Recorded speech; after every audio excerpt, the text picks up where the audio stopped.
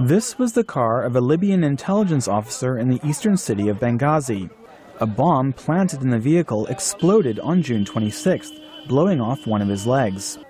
He is one of dozens of Libyan security officials targeted over the past 2 years in Libya's volatile east. Human Rights Watch says 51 people have been killed in such attacks.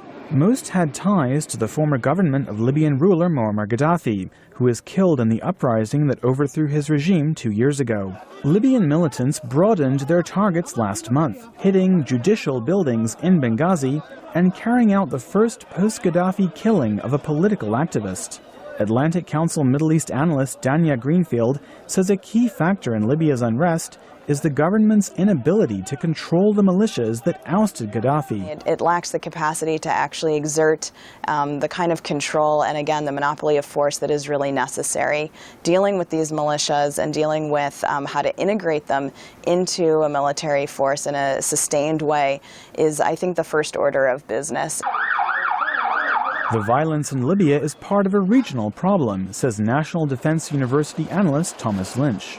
The assassinations in Libya parallel political unrest and trouble and political assassinations in two adjoining countries, Tunisia and to a lesser extent Egypt. Okay, so we have to watch this as a part of a wider phenomenon, kind of the backlash, if you will, after the Arab Spring. Preventing Libya from becoming a failed state has become a priority for the United States and other members of the NATO alliance that helped Libyan rebels depose Gaddafi. What happens inside and around its borders have an impact not only on Libya, but on its neighbors and the rest of sub-Saharan Africa. And we're seeing a lot of arms smuggling, a lot of drug and arms trafficking, and a lack of security that's actually emanating from Libya. Libya has already received significant Western assistance to develop previously non-existent institutions.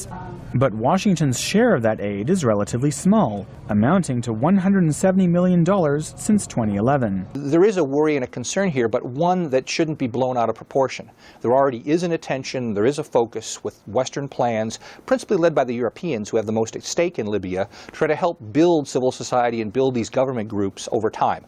I think their continued focus, their attention to this matter will help make the changes necessary to dampen the political violence while we build out these other structures.